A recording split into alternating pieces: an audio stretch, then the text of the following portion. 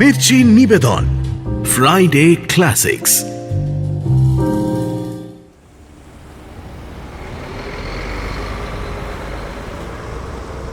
গভীর দুর্যোগের রাত, অন্ধকার নির্জন পথের যেখানে যেখানে গ্যাসের আলো এসে পড়েছে সেখানে মাটিও আর চোখে পড়ে না। শুধু বৃষ্টির ধারা চিকচিক করছে।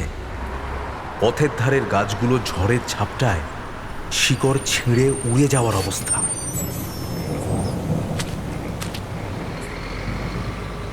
বাস থেকে নেমে নির্জন কাদায় ভরা পথ দিয়ে হেঁটে বাড়ি ফিরছিলাম। কিছুক্ষণ পর বুঝতে পারলাম বৃষ্টির ঝাপটা থেকে নিজেকে বাঁচানোর চেষ্টা বৃথা। পথ অনেকখানি, মাঝে আবার একটা আধা নির্মিত সেতু পার হতে হবে। বোঝাই যাচ্ছে সেতুটি এখনো পারাপারের উপযুক্ত হয়ে ওঠেনি। হাঁটার পথটিও বড় সরু, তার উপর আবার ধারে রেলিংও দেওয়া হয়নি। এমন অবস্থায় এই সেতু পেরোনো কি যে ভয়ঙ্কর ব্যাপার, সেই সাথে আবার আজকে এমন দুর্যোগের রাত। কিন্তু মুশকিল হলো এ সেতু পার না হলে ঘুর পথে যেতে হয়। তা প্রায় মাইল খানেক তো বটেই। অগত্যা ঈশ্বরের নাম জপে পা বাড়ালাম। চেন দিয়ে ঝোলানো পোলটি ঝড়ের বেগে বেশ দুলছিল, কিন্তু পা দিয়েই বুঝলাম ঝড়ের সঙ্গে যুঝে এই দোদুল্যমান পোল পার হওয়া সহজ কথা নয়। শুধু সাহস নয়, শক্তিরও প্রয়োজন। ঝড়ের বেগ খোলা নদীর ওপর এমন প্রচণ্ড আকার ধারণ করেছে যে মনে হচ্ছে যে কোনো মুহূর্তেই একেবারে নিচে গিয়ে পড়ব। বলাই বাহুল্য, লোকজন কেউ কোথাও নেই, তার মধ্যে সন্তর্পণে এগোচ্ছি। এমন সময় থমকে গেলাম। পোলের এপার থেকে টিমটিমে কেরোসিনের বাতিতে দেখলাম দুটি অস্পষ্ট মূর্তি ওধার থেকে পোল পার হওয়ার চেষ্টা করছে। তার মধ্যে একজন মনে হলো নারী। এই অন্ধকার দুর্যোগের রাতে এক পুরুষ ও নারীর কি এমন প্রয়োজন পড়ল কে জানে বাবা। কোনো বিপদ কি? এক মিনিট, এ কি ঠিক দেখছি তো?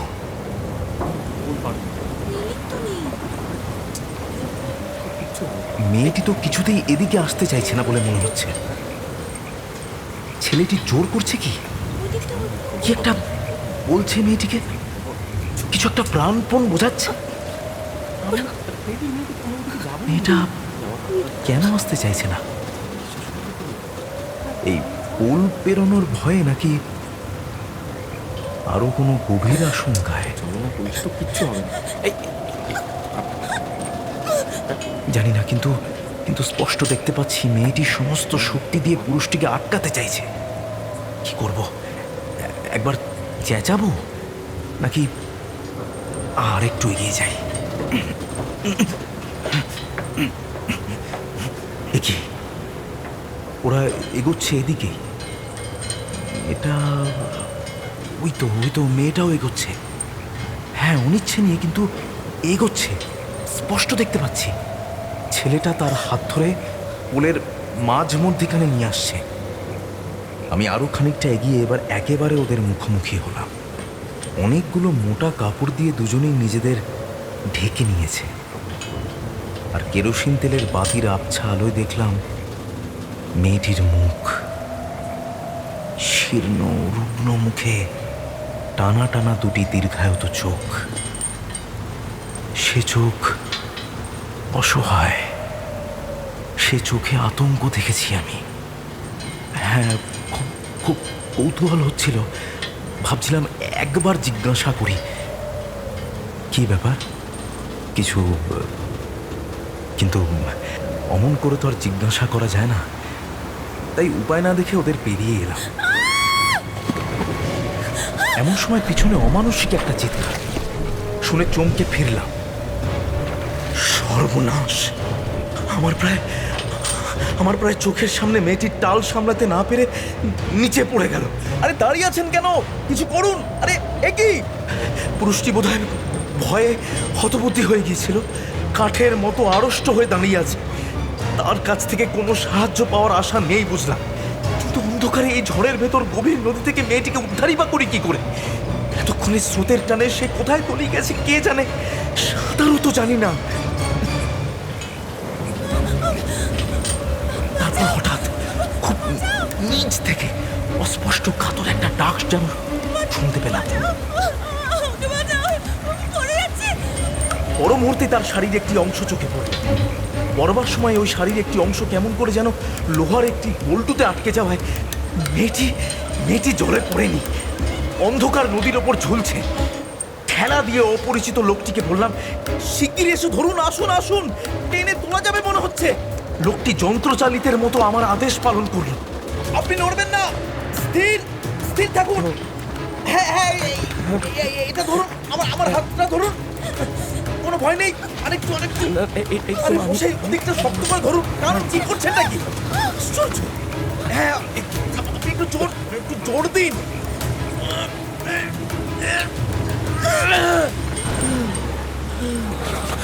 কি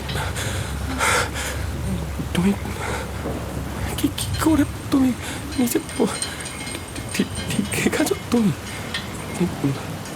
সেদিন মেয়েটি নিশ্চিত মৃত্যুর হাত থেকে প্রায় দৈব বলে রক্ষা পেয়েছিল। সে যাই হোক, তখন তো আর কৃতজ্ঞতা বিনিময়ের সময় নয়। তাই মেয়েটি খানিক ধাতস্থ হওয়ার পরেই আমি তাদের সাবধানে এগিয়ে যেতে বললাম। সাবধানে যান। হ্যাঁ, মাঝখান দিয়ে যাবেন, দেখে দেখে, পাটা দেখে। আরে মশাই আপনি একটু ধরুন না। হ্যাঁ ঠিক আছেন তো? পারবেন তো যেতে? কিন্তু তারপর কানে যেটুকু কথা ভেসে এলো আমি স্তব্ধ হয়ে গেলাম। মেয়েটি ছেলেটির সঙ্গে যাওয়ার সময় খুব শান্ত ও সহজভাবে বলল মনে হলো, কি আশ্চর্য দেখো, পড়ে যাওয়ার সময় আমার যেন মনে হলো তুমি আমায় ঠেলে দিলে। তাই? হ্যাঁ গো, পা ফসকে তো পড়িনি, আমার যেন মনে হলো তুমি ঠেলে দিলে। আমি? ওদের এই আশ্চর্য কথাবার্তা ক্রমশ অস্পষ্ট হয়ে আসছিল। বিশ্বাস করো, তোমার বোনের ভুল। তুমি আমি কখন এরকম করতে পারি? কিন্তু পড়ে কি করে গেলাম? আমি তো মাঝখান দিয়ে সে রাতের অদ্ভুত ঘটনা ভুলতে পারিনি। আমি শুধু ভাবি, তাহলে ওই ঝড়ের রাতে কোথা থেকে ওই পোল পেরোতে এসেছিল ওরা? কেনই বা যাচ্ছিলই বা কোথায়? আর শেষে ওই সাংঘাতিক বিপদের পর মেয়েটি খুব সহজভাবে ওই কথা বলল কেন? আর ছেলেটি তা শুনে বিন্দু মাত্র বিচলিত না হয়ে হেসে উত্তর দিল। তারপর ওরা কোথায় চলে গেল? হ্যাঁ, কিছুই জানি না। কিন্তু আমার মন তাদের সম্বন্ধে একটা গল্প ফেঁদেছে। শুনবেন?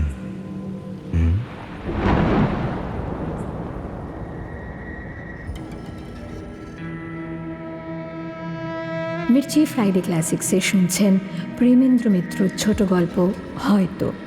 অভিনয়ে সৌমেন চক্রবর্তী, আভেরি সিংহ রায়, শাওলি চট্টোপাধ্যায়। গল্প পাঠে বুদ্ধদেব দাস। হয়তো।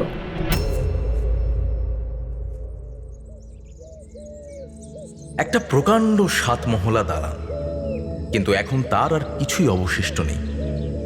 চারধারে শুধু ভাঙা নোনা ধরা ইট কাঠের স্তূপ। বাইরে থেকে দেখলে ভুতুড়ে পোড়ো বাড়ি বলেই মনে হয়। দেউড়ির সিংহ দরজা ভেদ করে যে অশ্বত্থ গাছটি শাখায় প্রশাখায় বিপুল হয়ে বেড়ে উঠেছে, তার ছায়ায় বসে ঘুঘু ডাকে। কাঠবেড়ালির দল নির্ভয়ে রাজবাড়ির ধ্বংসাবশেষের ওপর দিয়ে পরস্পরকে তাড়া করে ফেলে। রাতে বহু দূর থেকে দেখা যায় ধ্বংসস্তূপের মাঝখান থেকে যেন ক্ষীণ আলোর রেখা আসছে। আর এই বাড়ির সামনেই একদিন লাবণ্য পালকি থেকে নেমেছিল।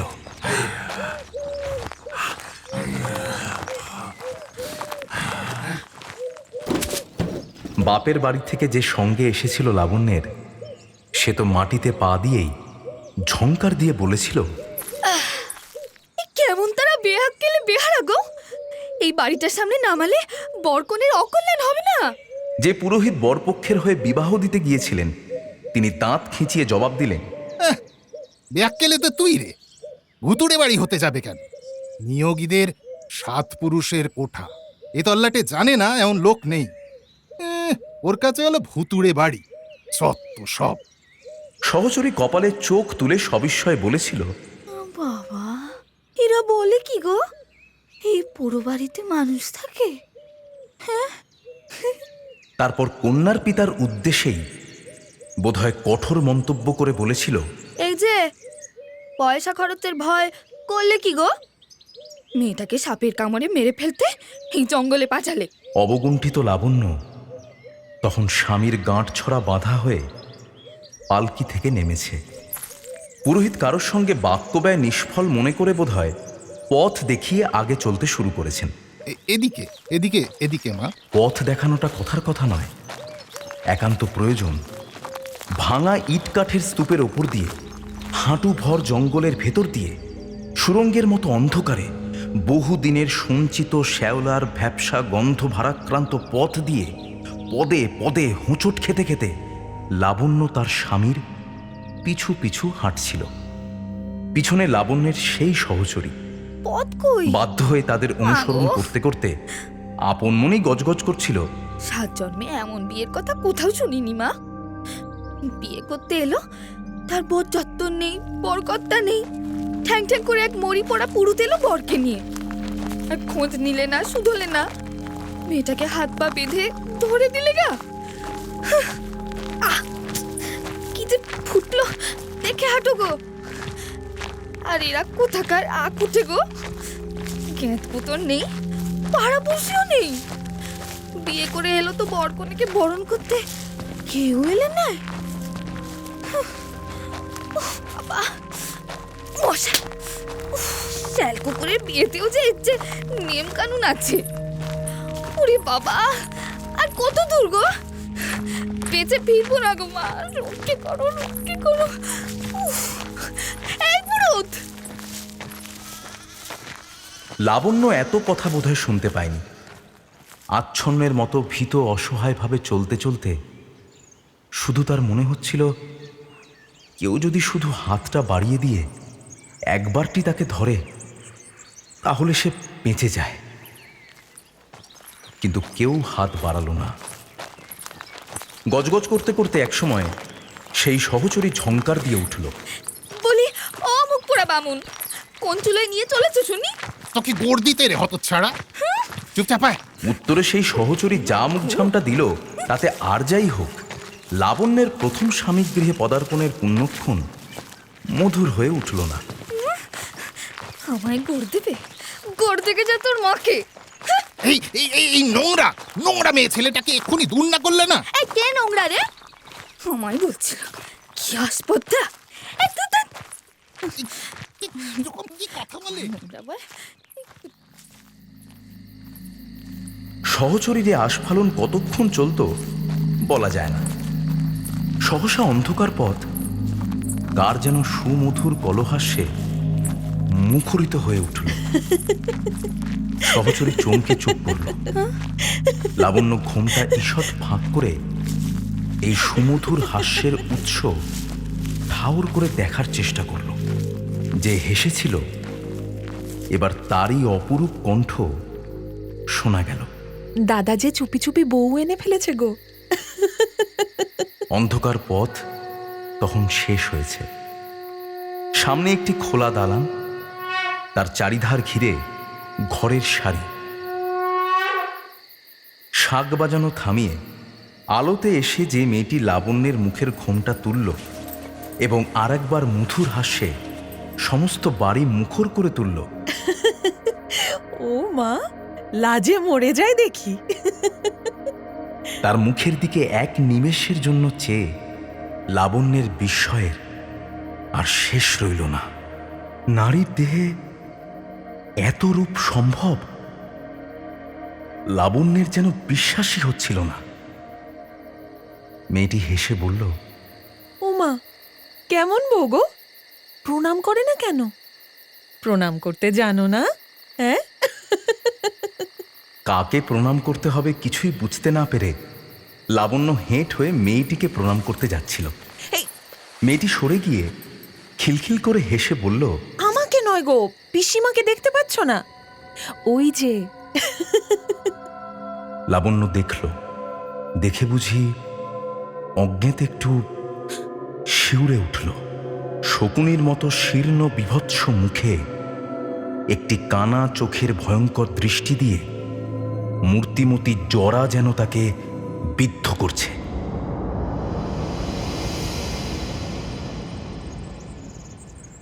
সে যা হোক, লাবণ্যের সংসার শুরু হলো। না মা, আমি এখানে থাকবো না। চুপ কর না। খাট যেন নুপুরের আওয়াজ শোনা যায়। রক্ষে করো মা, রক্ষে করো। আমি এখানে থাকবো না। তুই একটু শান্ত হয়ে বস তো। সেই সহচরী দিন দুই থাকবার পর ভুতুরে বাড়ি সম্বন্ধে নানা রূপ অসংলগ্ন মন্তব্য করে চলে গেছে। চারটি মাত্র প্রাণী এই বিশাল ভগ্ন প্রাসাদের অভ্যন্তরে অপেক্ষাকৃত নিরাপদ তিনটি ঘরে বাস করে। ওপরে নিচে চারধারে শুধু আগাছার জঙ্গল ও অব্যবহার্য পরিত্যক্ত ঘরের সারি। তার কোনোটির কড়িকাঠ ঝুলে ছাদ বড় বড়, আবার কোনোটির দেওয়াল ধসে পড়েছে। মাকড়সা, চামচিকে ও ইঁদুর তাদের সবগুলোকেই দখল করে আছে। এই পোড়ো বাড়ির ঘরগুলির মতো বাড়ির বাসিন্দারাও কেমন যেন রহস্যময়। পিসিমা বলে প্রথম দিন যাকে প্রণাম করতে হয়েছিল তার দেখাই বড় মেলে না। অন্ধকার একটি কোণের ঘরে সারাদিন তিনি খুটখাট করে কি যেন করেন, কিছুই জানার উপায় নেই। সে ঘরে কাউকে প্রবেশ করতে দিতে যে তিনি চান না, এ কথা বুঝতে লাবণ্যের বিশেষ বিলম্ব হয়নি। দৈবাত কখনো সামনাসামনি পড়ে গিয়ে চোখাচোখি হয়ে গেলে তিনি এমনভাবে তার দিকে তাকান যে অকারণে লাবণ্যের বুকের ভেতর পর্যন্ত হিম হয়ে যায়। স্বামীকেও সে বুঝতে পারে না। সারাদিন কাজকর্ম নিয়ে একরকম সে ভুলে থাকে।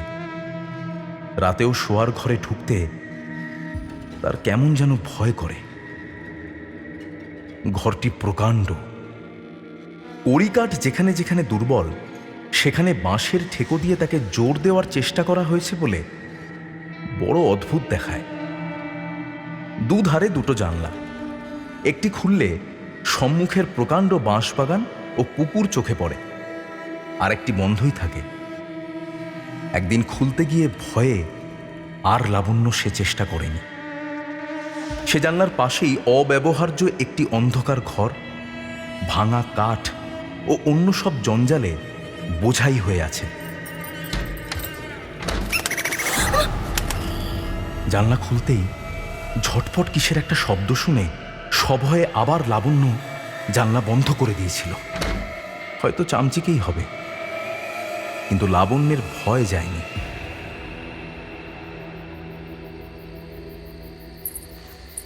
লাবণ্য ঘরে ঢুকে হয়তো দেখে স্বামী আগে থেকেই বিছানায় বসে আছে। তার দিকে ভ্রুক্ষেপও নেই। সংকুচিতভাবে সে খানিকক্ষণ দাঁড়িয়ে থেকে তারপর ধীরে ধীরে হয়তো বিছানার একপাশে বসে। স্বামী তবুও ফিরে চায় না, নিজের চিন্তাতেই তন্ময় হয়ে থাকে। তারপর হঠাৎ একসময় স্বামী তাকে জড়িয়ে ধরে আদরে চুম্বনে একেবারে অভিভূত করে দেয়। আমার মেলা কাজ পড়ে আছে, ছাড়ো। ভাল লাগে না। কিন্তু স্বামীর কঠিন বাহুবন্ধনের ভেতর নিশ্চিন্ত আরামে আত্মসমর্পণ করতে গিয়েও লাবণ্য সম্পূর্ণ সফল হয় না। তার মনের কোথায় যেন একটা বাধা থেকে যায়।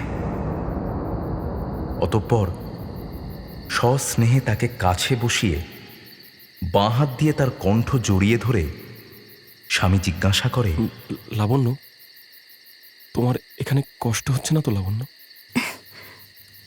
না, কষ্ট কেন হবে? আচ্ছা শোনো না, বলছি একটা কথা বলো, আমাকে তোমার পছন্দ হয়েছে তো? অত্যন্ত সাধারণ স্বামী স্ত্রীর প্রশ্ন উত্তর। সলজ্জভাবে বলে লাবণ্য স্বামীর বুকে মুখ লুকিয়ে ফেলে। কিন্তু এই সাধারণ কথাবার্তা হঠাৎ অসাধারণ রূপ গ্রহণ করে। স্বামী সজোরে তার মুখটা তুলে ধরে হঠাৎ উগ্র কণ্ঠে বলে, অত্যন্ত সহজে হো বললে যে? পছন্দ হওয়াটা তোমাদের কাছে এমনি সহজ ব্যাপার? বললে কেন? বললে কেন? লাবণ্য কিছু বুঝতে না পেরে সবিস্ময়ে চেয়ে থাকে। একবার জড়িয়ে ধরে কাছে টেনে নিলেই পছন্দ হয়ে গেল, ব্যাস? হ্যাঁ হ্যাঁ হ্যাঁ, এই তোমার পছন্দের দাম, তাই না? লাবণ্য চুপ করে থাকে। স্বামী বিছানা থেকে উঠে পড়ে ক্ষিপ্ত হয়ে জিজ্ঞাসা করে, বলো কি হলো, বলো বলো বলো বলো। চুপ চুপ করে আছো কেন? কি হলো? মুখ দিয়ে রাগ কাড়ে না? উত্তর দিতে পারো না? এই কথার উত্তরে কি বলতে হবে কিছু বুঝতে না পেরে লাবণ্য চুপ করেই থাকে। স্বামী অশান্তভাবে ঘরের ভেতর পায়চারি করে কিছুক্ষণ, কাছে টেনে নিলে তারপরেই হঠাৎ শান্তভাবে তার কাছে এসে বলে, রাগ করলে লাবণ্য? না, তুমি অমন করছিলে কেন? ও কিছু নয়, আমি তো তোমার সঙ্গে একটু ঠাট্টা করলাম। আচ্ছা শোনো না, বলছি তুমি আমায় সারা জীবন সত্যি ভালোবাসবে তো লাবণ্য? লাবণ্যের মুখে হাসি দেখা দেয়। আরেকবার স্বামীর বুকে মাথা রেখে সে ধীরে ধীরে বলে, তুমি বুঝি বাসবে না? স্বামী সে কথার বিশেষ কোনো উত্তর দেয়নি। কিন্তু আরো বড় কথা হচ্ছে, স্বামীর ঠাট্টার সমাপ্তি ওইখানেই হলো না। অর্ধেক রাতে হঠাৎ ঘুম ভেঙে হয়তো লাবণ্য দেখে ঘরের দেওয়ালে টাঙানো বাতিটি উজ্জ্বলভাবে জ্বলছে এবং স্বামী বিছানায় উঠে বসে তার মুখের দিকে অপলক দৃষ্টিতে তাকিয়ে আছে। কি হলো? কিন্তু সে দৃষ্টিতে অনুরাগের কোমলতা নেই। সে দৃষ্টি তীব্র, তীক্ষ্ণ। লাবণ্য চোখ খুলে চাইতেই স্বামী যেন অপ্রস্তুত হয়ে চোখ ফিরিয়ে নিয়ে সরে বসে। লাবণ্য জিজ্ঞাসা করে, অমন করে উঠে বসেছিলে কেন গো? না কিছু না, তুমি ঘুমের মধ্যে কি যেন বলছিলে শুনলাম। হ্যাঁ, কি বলছিলাম? না না, বলনি কিছু। যদি কিছু বলো তাই শুনছিলাম। এই শোনো না লাবণ্য, বলছি এই বলে কথাটাকে উড়িয়ে দিয়ে আজকে কিছু একটা বেতে স্বামী উঠে পড়ে।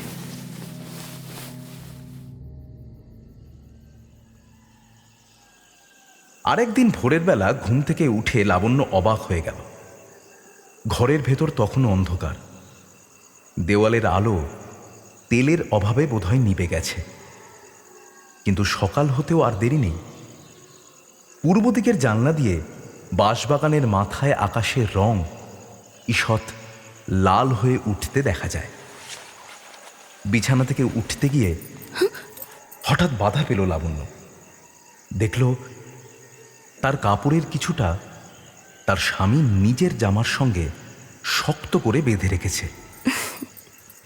স্বামীর এই রসিকতায় মনে মনে হেসে ধীরে ধীরে লাবণ্য সে গেরো খুলেই নিচ্ছিল, এমন সময় কাপড়ের সামান্য টান লাগায় স্বামী জেগে গেল। কিন্তু জেগে উঠে সে এমন কাণ্ড যে করে বসবে এ কথা লাবণ্য কল্পনাও করতে পারেনি। সজোরে তার হাত চেপে ধরে স্বামী তীক্ষ্ণ কণ্ঠে জিজ্ঞাসা করল, কোথায় যাচ্ছ তাড়াতে? বলো কোথায়? স্বামীর ঘুমের ঘোর এখনো কাটেনি মনে করে লাবণ্য হেসে বলল, স্বপ্ন দেখছো নাকি? আমি হাতটা ছাড়ো, লাগছে তো। হ্যাঁ হ্যাঁ হ্যাঁ, তুমি তুমি তুমি তোমার চিনি আমি। কোথায় যাচ্ছ বলো শিগগিরই, নইলে খুন করে ফেলবো। বলো কোথায় যাচ্ছ। খুন করবার আগে ভালো করে একটু চোখ দুটো রোগড়ে দেখো। ভোর হয়েছে, উঠতে হবে না? পূর্বের জানলা দিয়ে আকাশের রক্ত আভা তখন ঘরের ভেতর পর্যন্ত ঈষৎ রাঙিয়ে দিয়েছে। সেই দিকে চেয়ে হাত ছাড়িয়ে নিয়ে লাবণ্যের স্বামী খানিক চুপ করে রইল। তারপর হঠাৎ হো হো করে হেসে বলল, দেখেছো, চোর বলে আরেকটু বলে তোমাকে আমি খুন করতে যাচ্ছিলাম আর কি। এই বিশ্রী স্বপ্ন। লাবণ্য, হয়তো কথাটা সত্যি, কিন্তু লাবণ্যের মনে কেমন একটা সন্দেহ জাগতে থাকে। কাপড়ে গিঁট দেওয়া রসিকতাটাও কেমন যেন বিষ সদৃশ ঠেকে। স্বামীকে সে বুঝতে পারে না বটে, কিন্তু এবারই সুন্দরী সেই মেয়েটিকে তার আরো রহস্যময়ী বলে মনে হয়। বয়সে যে তার চেয়ে কিছু বড়ই হবে। নাম মাধুরী। সে যে এবাড়ির কে, এই পরিবারটির সঙ্গে তার সম্বন্ধই বা কি, তা জানবার উপায় নেই। তার স্বামীকে সে দাদা বলে সম্বোধন করে, কিন্তু আপন বোন যে নয় এ বিষয়ে শুধু চেহারা দেখেই নয়, তার আচরণ দেখেও নিঃসন্দেহ হওয়া যায়। মাধুরীর বিয়ে হয়েছিল কিনা বলা অসম্ভব। সে চওড়া পাড় শাড়ি পরে, সর্বাঙ্গে তার বহুমূল্য অলংকার সারাক্ষণ ঝলমল করে, পায়ে আলতা পরে, অধর দুটি তাম্বুলে রঞ্জিত করে সারা দিন সে বটের ছবিটি সেজে থাকে। অথচ তার মাথায় সিঁদুর নেই এবং বিয়ের বয়স অনেক দিন পার হয়েছে বলেই মনে হয়। গতিবিধিও রহস্যময়। সারাদিন সে যে কোথায় থাকে কোনো সন্ধান পাওয়া যায় না। হঠাৎ কখন কোথা থেকে সে লাবণ্যের গলা জড়িয়ে ধরে চুমু খেয়ে হয়তো বলে, তোকে বড় ভালোবেসে ফেলেছি ভাই, চ তোকে নিয়ে কোথাও পালাই। কোথায় পালাবো? কেন? দিল্লি, লাহোর। লাহোর? তুই সাজবি বর, আমি হব তোর কোণে। তুই মালকোচা মেরে কাপড় পরবি আর ছোট বড় চুল ছেঁটে পাঞ্জাবি চড়িয়ে উড়নি উড়িয়ে বেরোবি, আর আমি তোর পাশে ঘুমটা দিয়ে থাকবো। এই, রোজগার করে খাওয়াতে পারবি তো? বাবা, তা কেন? তুমি বড় হও না। ধুর, তাহলে মানাবে কেন? আমার এই রূপ কি কোঁচা চাদরে ঢাকা যাবে রে হতভাগী? ওই দেখো, আবার দৌড়ে পালালো। এই বলে হেসে আবার মাধুরী উধাও হয়ে যায় এবং খানিক বাদেই হয়তো আবার ফিরে এসে রন্ধনরতা লাবণ্যের কড়ায় এক খামচা নুন টপ করে ফেলে দিয়ে বলে, এ কি? বাপের বাড়ি খালি গিলতে শিখেছিলি বুঝি? রাতেও শিখিসনি চাই। ও কি করলে ঠাকুরজি? নুন তো দিয়েছি একবার। বেশ তো, খেতে গিয়ে দাদার মুখ পুড়ে যাবে আর তুই গাল খাবি। আবার সেই হাসি। তবে সত্যি এ হাসি দেখলে সব অপরাধ, সব অন্যায় মার্জনা করা যায়। কড়াটা নামিয়ে ফেলে লাবণ্য হেসে বলে, তুমি না ভারী দুষ্টু। আর তুই লক্ষ্মীর পেঁচাটি। এই বলেই রাগ দেখিয়ে মাধুরী চলে যায়। লাবণ্য হাসতে থাকে। আসলে মাধুরীর হাবভাব ব্যবহার এমনই, লাবণ্য তাকে না ভালোবেসে থাকতে পারে না। এই ভয়ঙ্কর বাড়িটির ভেতর লাবণ্যের শঙ্কিত সন্ত্রস্ত মন শুধু এই মেয়েটির কাছেই এসে যেন হাঁপ ছেড়ে বাঁচে। প্রথম দিন থেকেই তার অদ্ভুত আচরণের পরিচয় সে পেয়েছে, তবু মুগ্ধ হয়েছে। ফুলশয্যার রাতে আয়োজন অনুষ্ঠান কিছুই তাদের হয়নি। বাপের বাড়ি থেকে ওই এক সহচরী ছিল সঙ্গে। আশ্চর্য হয়ে যাই গো মা, মানুষেরা। ওহে, কেউ আছো? নতুন বউ গো, নতুন বউ এসেছে বাড়িতে। চুপ কর। কুটুটি নাড়বে না তা বলে। আচ্ছা তুই থাম না। কেন রে? কেন চুপ করবো আমি? এই যে কানে কি কম্বল জড়িয়ে বসে আছো সবাই? এই চুপ কর, চুপ কর। একজনও শুনবে ছি, না। ছি, ছি, ছি। একটা লোকও নেই বাড়িতে। এবারই কাণ্ডকারখানা সম্বন্ধে নানা কঠোর মন্তব্য উচ্চস্বরে অনেকক্ষণ ধরে বলেও কোনো ফল না হওয়ায় অবশেষে সহচরী নিজেই লাবণ্যকে সারা বিকেল সাজিয়ে গুছিয়ে শয়ন ঘরে ঠেলে পাঠিয়ে দিয়েছিল। থু থু, স্বামী তো তোর দিক থেকে চোখই সারাতে পারবে না। কি সুন্দর লাগছে। নির্জন ঘর, জড়সড় হয়ে একা সে ঘরে বসে থাকার জন্য লজ্জা ও ভয়ে তার আর সীমা ছিল না। মাধুরী সকালে একবার তাকে দেখা দিয়েই সেই যে অন্তর্ধান হয়েছিল, সারা দিন তার আর দেখা মেলেনি। স্বামীও কোথায় বাইরে চলে গেছে, কখন ফিরবে কে জানে। কত রাত তাকে এমন নিঃসঙ্গভাবে নির্জন ঘরে কাটাতে হবে। সহচরীর কাছে পুনর্বার ফিরে যাওয়া উচিত কিনা ভাবতে ভাবতে হঠাৎ চোখে হাত চাপা পড়ায় লাবণ্য চমকে উঠল। প্রথমে মনে হয়েছিল স্বামী বুঝিয়ে এসেছে, কিন্তু পরক্ষণেই বুঝতে পারল এমন কোমল আঙুল পুরুষের হতেই পারে না। সঙ্গে সঙ্গে হাসি শুনে তার সন্দেহ সহজেই দূর হয়ে গেল। ও তুমি? মাধুরী খিলখিল করে হেসে তার চোখ ছেড়ে দিয়ে সামনে এসে হাত মুখ নেড়ে চোখের অপরূপ ভঙ্গি করে বলল, মেয়ের কি আস্পর্ধা! উনি ভেবেছেন ওর বর বুঝি এসে চোখ টিপেছে, বরের দায়ে পড়েছে। যা, আমি বুঝি তাই ভেবেছি। তবে কি ভেবেছো শুনি? ও পাড়ার বেন্দাবষ্টম এসে চোখ টিপেছে? যা। এই বলে মাধুরীর দিকে চোখ তুলে চেয়েই লাবণ্য একেবারে অবাক হয়ে গিয়েছিল। সর্বাঙ্গ পুষ্পাভরণে অলঙ্কৃত করে মাধুরী সাক্ষাৎ বনদেবীর মতোই সেজে এসেছে। সে রূপ দেখে চোখ ফেরানো দুষ্কর। এত ফুলই বা সে কোথা থেকে সংগ্রহ করলো কে জানে। অমন করে অবাক হয়ে দেখছিস কি বল দেখি? এই বলেই লাবণ্যর পাশে বসে মাধুরী আবার বলল, এখন বল দেখি, ফুলশয্যা তোর না আমার? অদ্ভুত কথা। তবু লাবণ্য হেসে বলেছিল, তোমারই তো দেখছি। শেষ পর্যন্ত দেখতে পারবি তো? হ্যাঁ। এই বলেই কলহাস্যে সমস্ত ঘর মুখরিত করে মাধুরী জোর করেই এক প্রকার লাবণ্যকে ঠেলতে ঠেলতে আবার বলেছিল, তবে তবে বেরো ঘর থেকে। মানে? যা, দেখি তোর কত বুকের জোর।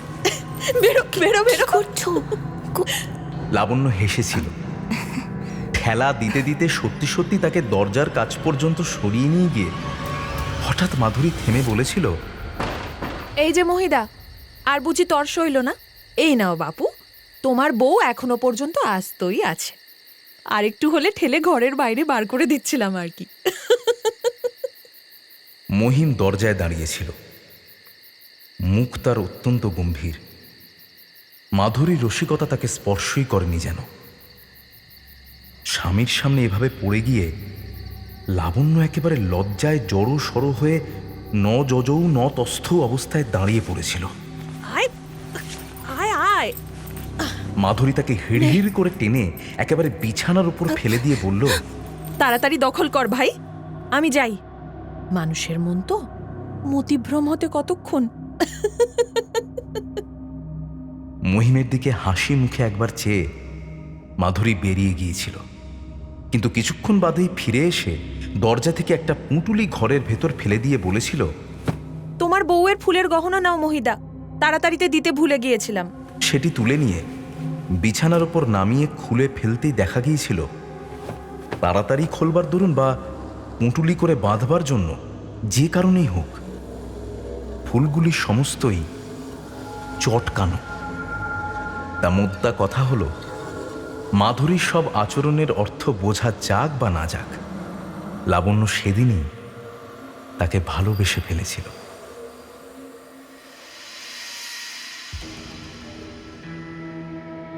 রহস্যপুরীর মাঝখানে এমন করেই দ্বিধায় দ্বন্দ্বে ভয়ে আনন্দে লাবণ্যের দিন একরকম কেটে যাচ্ছিল।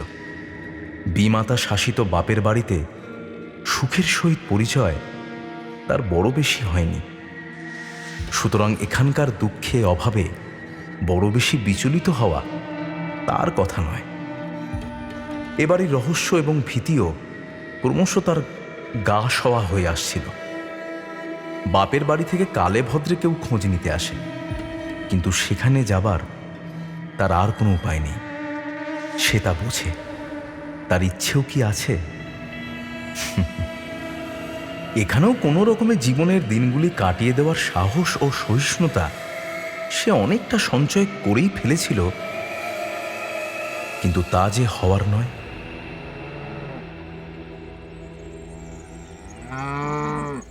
একদিন সকালবেলা দূরে কোথায় যাওয়ার ছিল, তাই তাড়াতাড়ি সেদিন মহিম খাওয়া সেরে নিয়েছিল। পান দেওয়ার জন্য লাবণ্য ঘরে ঢুকেছিল। দোক্তাটা ঠিক দিয়েছে কিনা একবার দেখবে। মহিম তাকে হঠাৎ বুকের কাছে টেনে নিয়ে বলল, আমি আর যদি আসতে না পারি, তোমার একলা রাতে শুতে ভয় করবে না তো লাবণ্য? ভয় তার করবেই, কিন্তু স্বামীকে সে কথা বলে উদ্বিগ্ন করা উচিত হবে কিনা বুঝতে না পেরে সে চুপ করেই রইল। মহিমা আবার জিজ্ঞাসা করল, কি গো? আরে বলো না, ভয় করবে? হ্যাঁ, না, ভয় আর কি? না, ভয় আর কি? ভয় কেন হবে তোমার? একলা শুতেই তো তুমি চাও, তাই না? একলা শুতেই তো চাও তুমি, একলাই ভালোবাসো, তাই না? একলাই তুমি ভালোবাসো, তাই তো? এ স্বরে ব্যঙ্গের আভাস পেয়ে বিস্মিত হয়ে মুখ তুলে লাবণ্য দেখল স্বামীর মুখ অস্বাভাবিক রকম কঠিন হয়ে উঠেছে। স্বামীর অদ্ভুত আচরণের সঙ্গে তার এতদিনে ভালো করেই পরিচয় হয়েছে। একটু ক্ষুণ্ণ স্বরে বলল, ভয় পাবো না বললেও দোষ হয় নাকি জানি না বাবা। না না না, দোষ আর কি? দোষ নেই না। এ বলে মহিম সে কথা চাপা দিল, কিন্তু কিছুক্ষণ পরেই তাকে ডেকে বলল, এই লাবণ্য, যাওয়ার আগে তোমাকে একটা জিনিস দেখিয়ে যেতে চাই, দেখবে? কি জিনিস? এসো আমার সঙ্গে, চলো। স্বামীর এই ছেলে মানুষটিতে সায় দেবে কিনা লাবণ্য বিচার করছিল, কিন্তু মহিম তাকে সে অবসর দিল না। হাত ধরে এক প্রকার জোর করে তুমি কোথায় নিয়ে যাও গো? চলো। আরে দাঁড়াও, বললাম তো, টেনে তাকে যেখানে এনে দাঁড় করালো তা মহলের দাঁড়াও না। একদিকে পরিত্যক্ত পুরনো অব্যবহৃত একটি ঘর। এখানে আবার কি? মূর্ছে পড়া তালা খুলে লাবণ্যকে ভেতরে ঢুকিয়ে তার হাতে একটি দেশলাই দিয়ে মহিম বলল, আচ্ছা দেশলাইটা জ্বালো দেখি। হ্যাঁ দাও। লাবণ্য দেশলাই জ্বালাচ্ছিল।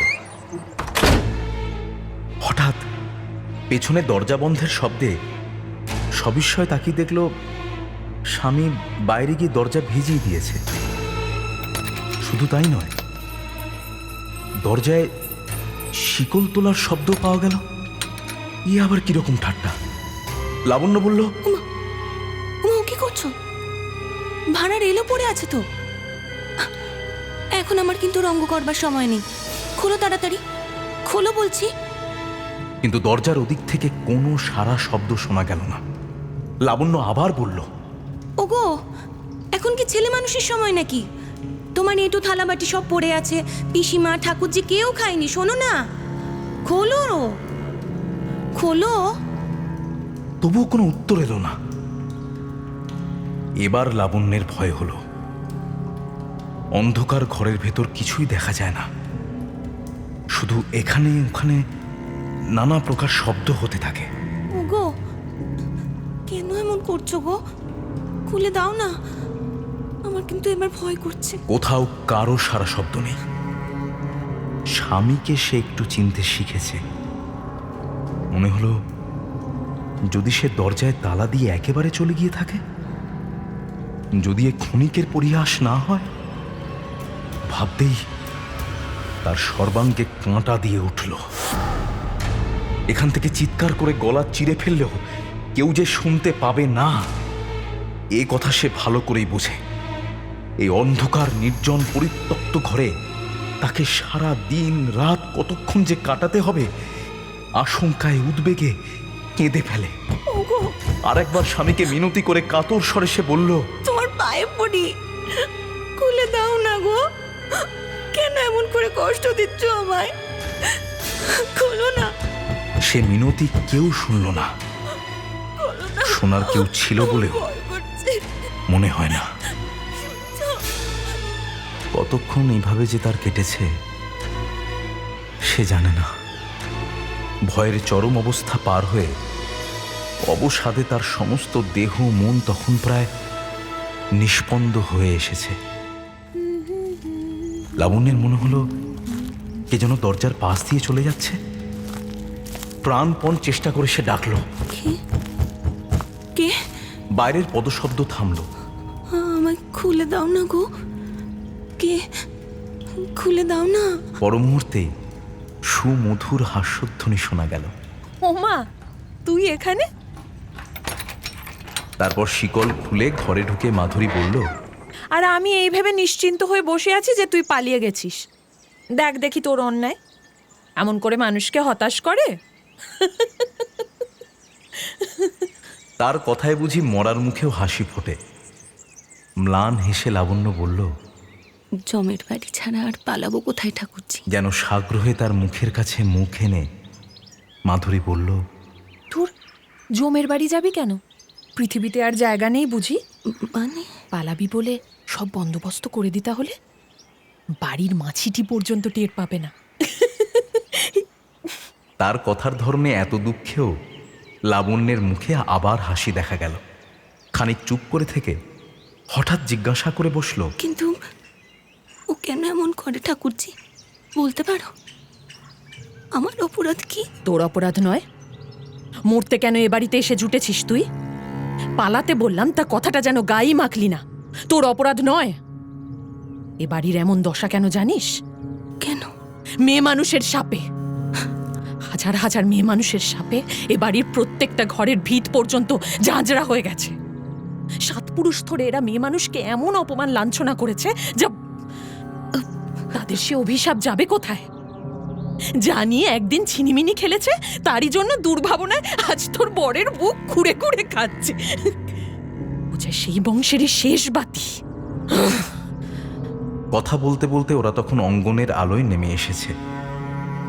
সে আলোয় মাধুরীর মুখের চেহারা দেখে লাবণ্যের বিস্ময়ের আর সীমা রইল না। অমানসিক রাগে ও ঘৃণায় তার সেই পরম সুন্দর মুখ বিভৎস হয়ে উঠেছে।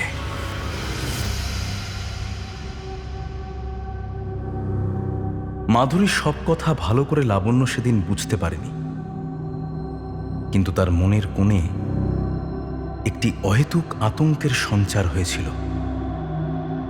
সে আতঙ্ক স্বামীর আচরণে ক্রমশ বেড়েই চলল।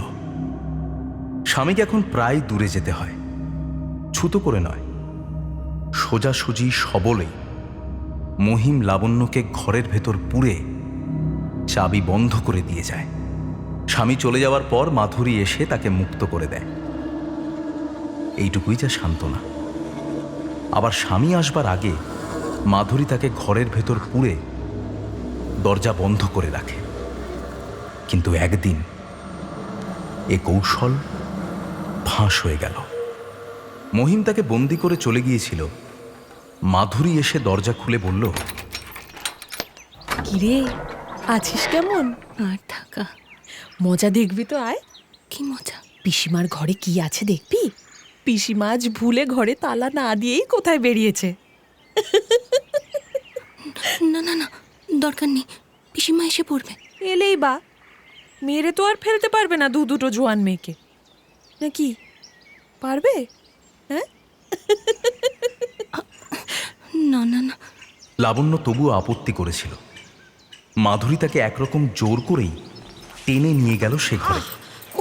আয় না রে বাবা, কোনালা ঢং করিস না। গোড়ালিতে লাগলো। আস্তে ঠাকুরজি। নে ঢোক। এখানে ঘর অন্ধকার।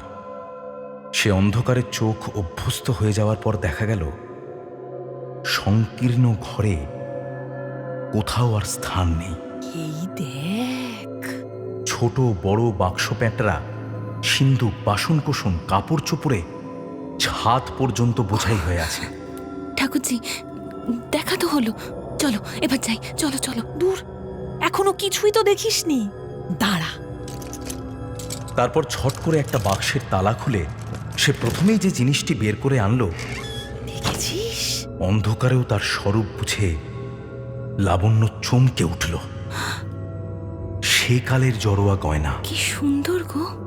লাবণ্যের মনে হলো অন্ধকারে তার মূল্যবান পাথরগুলি হিংস্র সরীসৃপের চোখের মতোই যেন তার দিকে কঠিন দৃষ্টিতে চেয়ে আছে। লাবণ্যের বুকের ভেতরটা অকারণ ভয়ে শুকিয়ে আসছিল। আর এইটা এরকম জীবনে দেখেছিস? চলো চলো ঠাকুরজি, আমার আর ভাল লাগছে না, চলো। উফ, তুই তো আচ্ছা ভয় কাতুরে। মাধুরী সশব্দে সমস্ত বাক্সটা মেঝের ওপর উজাড় করে ফেলে বলল, ঠাকুরজি কি করছো? নে, বেছে নে। বুড়ির ঘরে এমন জিনিস জমা হয়ে থেকে কোনো লাভ আছে? ছি ছি ছি, না না না না, চলো ঠাকুরজি চলো। বস। ছাড়ো না এগুলো। কিন্তু মাধুরীর চোখ দুটি তখন কিসের উন্মত্ততায় জ্বলছে। এই দেখ আমাকে কেমন লাগছে রে, হ্যাঁ? আরে দাঁড়া না, এইটা কি সুন্দর দেখতে, তাই না? ঠাকুরজি, এই দেখ। গয়না, টাকা, মোহর, মণিরত্ন, এই প্রাচীন লুপ্তপ্রায় পরিবারের সমস্ত সম্পদ বৃদ্ধা বুঝি তার ঘরে সঞ্চিত করে রেখেছে। আরে দাঁড়া তো। সেই সম্পদ আগলে ডাইনির মতো সে দিন রাত্রি বসে থাকে। অন্ধকারে তাদের দিকে চেয়ে থাকতে থাকতে প্রাণহীন প্রস্তরের অস্বাভাবিক জ্যোতির প্রখরতা তার চোখেও যেন ফুটে উঠছে। আমাকে বনদেবীর মতন দেখাচ্ছে না? সহসা লাবণ্য পিসিমা। বলে অস্ফুটে চিৎকার করে উঠল। মাধুরী চোখ তুলে দেখল বৃদ্ধা দরজায় দাঁড়িয়ে হিংস্র সাপদের মতো তাদের দিকে চেয়ে আছে। অবশ্য সে শুধু এক মুহূর্তের জন্য। পরক্ষণেই শোনা গেল বৃদ্ধা সশব্দে দরজা বন্ধ করে বাইরে থেকে শিকল তুলে দিচ্ছে। সঙ্গে সঙ্গে মাধুরীর কলহাস্যে ঘর মুখরিত হয়ে উঠল। কি হবে ঠাকুরজি? হবে আবার কি? বলেই মাধুরী এক ছড়া মুক্তার হার লাবণ্যের গায়ের উপর ছুঁড়ে দিল। গয়না পড়ি, আয়। এই রে। সারাদিন বন্দি থাকবার পর সন্ধ্যায় মহিম পিসিমার সঙ্গে এসে দরজা খুলল। ইতিমধ্যে তাদের মধ্যে কি কথাবার্তা হয়েছিল বলা যায় না, কিন্তু মহিম এ ব্যাপারের উল্লেখ পর্যন্ত করল না।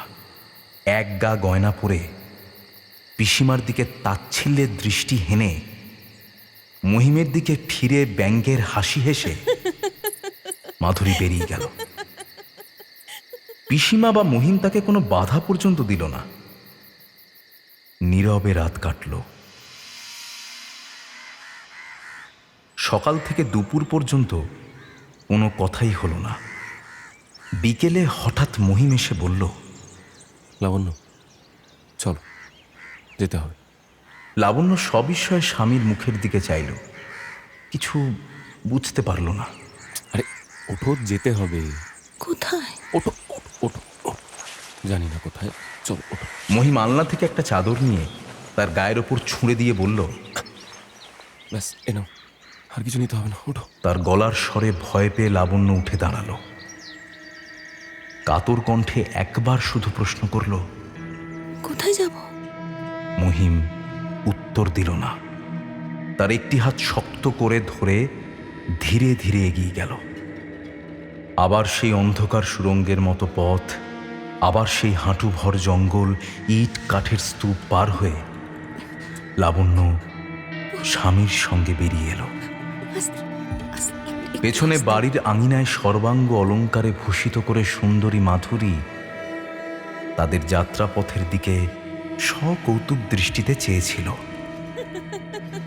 এ বাড়িতে প্রথম প্রবেশের সময় যে কলহাস্য লাবণ্যকে অভ্যর্থনা করেছিল, সেই কলহাস্যই বিদায়ের বেলায় তার কানে এমন করছে কেন?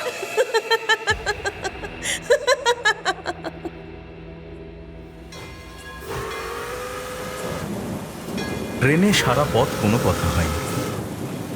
শহরে এসে যখন পৌঁছলো ওরা, তখন রাত হয়েছে।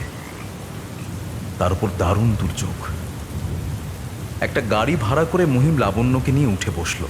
চলো ভাই, গারোয়ান জিজ্ঞাসা করলো, কোথায় যেতে হবে হুজুর? চলো, যেখানে খুশি যাও। গারোয়ান এমন কথা হয়তো আগেও শুনেছে। সে দ্বিরুক্তি না করে গাড়ি হাঁকালো।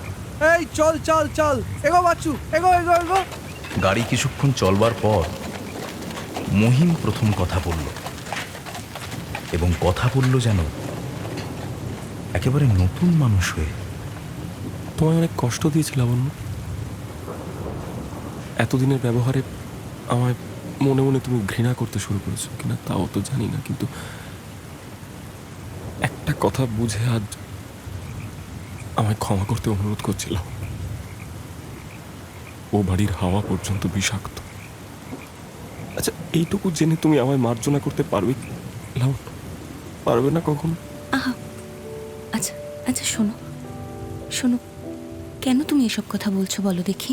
অন্ধকারে ডান হাতটি বাড়িয়ে স্বামীর হাতটি খুঁজে লাবণ্য এই স্নেহস্বরে অভিভূত হয়ে বলল, আচ্ছা আচ্ছা, আমার মনে কিছু থাকলে তোমার সঙ্গে অমন করে আসতে পারতাম, বলো? লাবণ্য, লাবণ্য স্বামীর বুকে মাথা রেখে বলল, কি? আমরা আবার সহজ মানুষের মতো সংসার আরম্ভ করতে পারি নাকি লাবণ্য?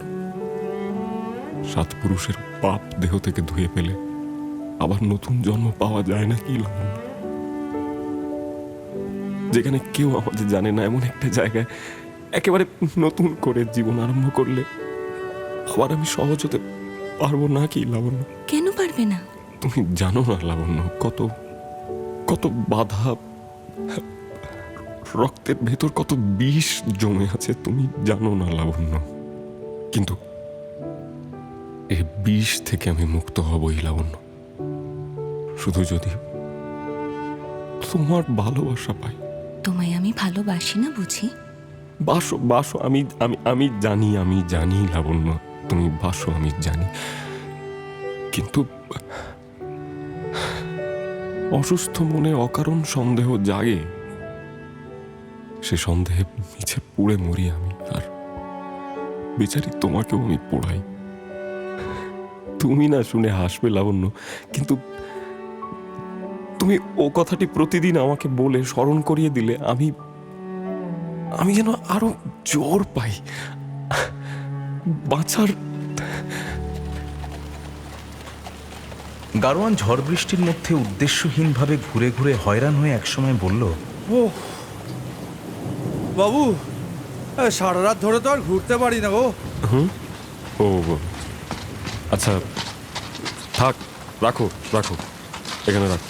এই বলে সেই ঝড় বৃষ্টির মধ্যেই অপরিচিত স্থানেই মহিম হঠাৎ লাবণ্যের হাত ধরে নেমে পড়ল।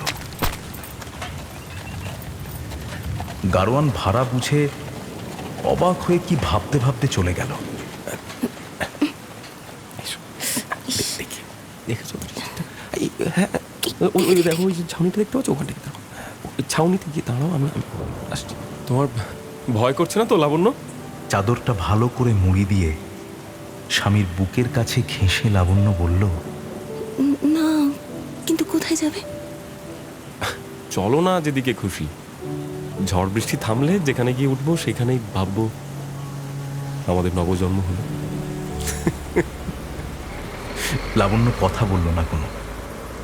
স্বামীর হাত ধরে নীরবে চলতে শুরু করলো। এসো, চলো, আরে এসো। উদ্দেশ্যহীন চলা। কোন সময় তারা ছোট্ট নদীটির ধারে এসে পৌঁছেছে জানতেও পারেনি। তোমার সাথে একসাথে ভিজি, কোনোদিন একসাথে ভিজিনি তো আমরা। কেমন লাগছে?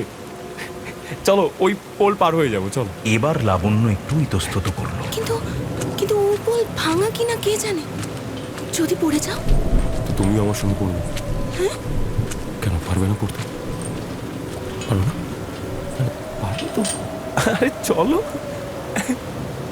চলো চলো। কি বল বলছো? আবার তার চোখের সেই অদ্ভুত দৃষ্টি দেখে না না না না, লাবণ্য শোনো না, চমকে উঠল। দৃষ্টিটা কমুক। গাড়ির নিরাপদ আশ্রয়ে লাবণ্যকে বুকের কাছে ধরে যে স্বপ্ন সে দেখিয়েছিল, এতখানি পথ হাঁটতে হাঁটতে তা মহিমের মন থেকে কখন মুক্ত হয়ে গেছে। নারীকে কি বিশ্বাস করা যায়? কি তার প্রেমের মূল্য? আজ যে ভালোবেসেছে, কাল বিশ্বাসঘাতকতা করতে তার কতক্ষণ? তার চেয়ে এই মধুরতম মুহূর্তটিকে চিরন্তন করে রেখে নিশ্চিন্ত হওয়া যায় নাকি? তাই তো, এই সন্ধ্যের দোলা হতে চিরদিনের মতো রক্ষা পেয়ে তার ক্লান্ত মন যে তাহলে পরম বিশ্রাম লাভ করতে পারবে। ভালোবাসা জীবনে যদি আপনাকে অপমানই করে, তখন তাকে মৃত্যুর মধ্যে অমর করে রাখলে ক্ষতি কি? দাঁড়াও না, লাবণ্যের হাত ধরে দোদুল্যমান সেতুর ওপর দিয়ে নিয়ে যেতে যেতে লাগছে। আশা, অকস্মাৎ একটু বৃষ্টিটা কমতে দাও। মহিম তাকে ঠেলে দেয়। তার পরের কথা বলেছি। আমার কাহিনী ওইখানেই এসে থেমেছে। পোল পার হয়ে মহিম লাবণ্যকে নিয়ে কোথায় যে গেল আমি জানি না। আমার কল্পনার অন্ধকারে তারা বিলীন হয়ে গেছে। কে জানে, মাধুরী হয়তো সেই জনহীন ধ্বংসাবশিষ্ট প্রাসাদের কক্ষে কক্ষে এখনো প্রেতিনীর মতো ঘুরে বেড়ায়। হয়তো আর কোথাও জীবনের সেতু হতে মহিম লাবণ্যকে কবে ঠেলে দিয়েছে।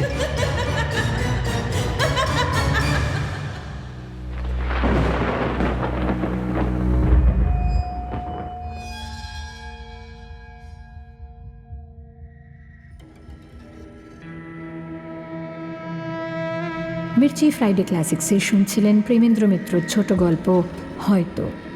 প্রেমেন্দ্র মিত্রের জন্ম 4 সেপ্টেম্বর 1904 সালে বেনারসে। তিনি ছিলেন কল্লোল যুগের এক অন্যতম প্রতিভা, যিনি একাধারে কবি, ছোট গল্পকার, ঔপন্যাসিক ও চিত্র পরিচালক। হয়তো গল্পটি প্রথম প্রকাশিত হয় 1932 সালে তার পুতুল ও প্রতিমা গল্পগ্রন্থে।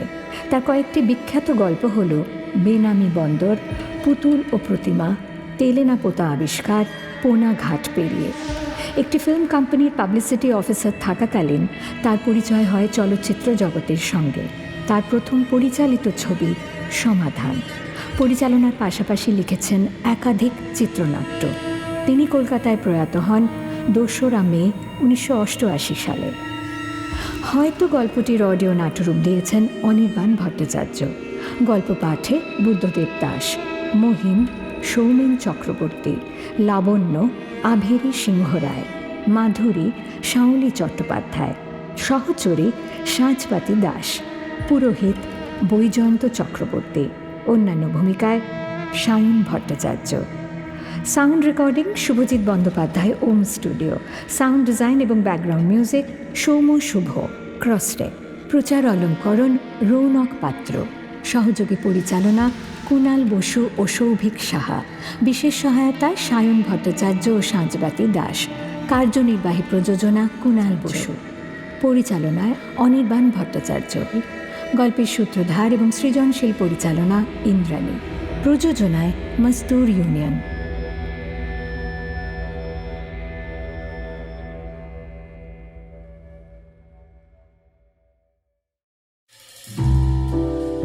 মির্চি নিবেদন ফ্রাইডে ক্লাসিক্স।